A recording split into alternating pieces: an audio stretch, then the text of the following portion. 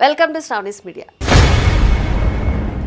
నీట్తో పాటు జాతీయ స్థాయి పోటీ పరీక్షల్లో అక్రమాలకు బాధ్యత వహిస్తూ కేంద్ర మంత్రి ధర్మేంద్ర ప్రధాన్ రాజీనామా చేయాలంటూ అలుపెరగని పోరాటం చేసి విజయం సాధించిన కాక్రోచ్ జనతా పార్టీ మరో కీలక అడుగు వేసింది.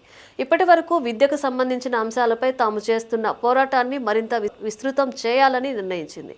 ఇందుకోసం రైతుల్ని కూడా కలుపుకుని పోవాలని నిర్ణయించింది. ఇందులో భాగంగా సీజేపీ నేతలు రైతు సంఘాల నేత రాకేష్ తికాయత్తో ఢిల్లీలో భేటీ అయ్యారు.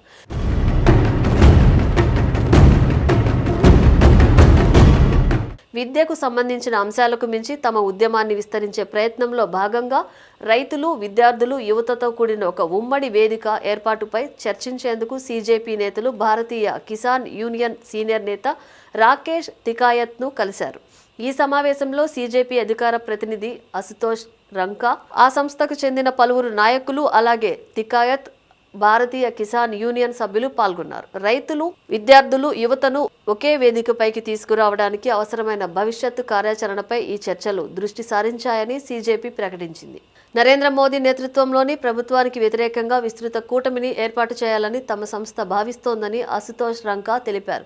దేశంలోని రైతు సోదరులు, విద్యార్థులు, యువత కలిసికట్టుగా పనిచేసి మోదీ ప్రభుత్వాన్ని అన్ని వైపుల నుండి చుట్టుముడతారని తాము ఆశిస్తున్నట్లు వెల్లడించారు. ప్రశ్నాపత్రాల లీకులు, పరీక్షల మోసాల కేసులపై 36 రోజుల పాటు చేపట్టిన తమ నిరసనను సీజేపీ విరమించిన కొద్ది రోజులకే ఈ భేటీ జరిగింది. తమ విద్యా సంబంధిత డిమాండ్లతో పాటు రైతులు, యువతకు సంబంధించిన సమస్యలను కూడా తమ ఉద్యమంలో చేర్చాలని సీజేపీ భావిస్తోంది.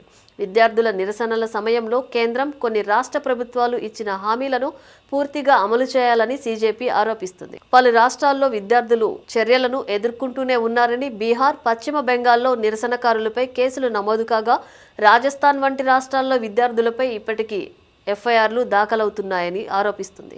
విద్యార్థులపై నమోదైన కేసులను ఉపసంహరించుకోవాలన్న తమ డిమాండ్కు తికాయత్ మద్దతు ఇవ్వాలని సీజేపీ నేతలు కోరారు. దీనిపై చర్యలు తీసుకోకపోతే రైతు సంఘాలు, యువజన బృందాలతో కలిసి దేశవ్యాప్త ఆందోళన చేపడతామని హెచ్చరించారు.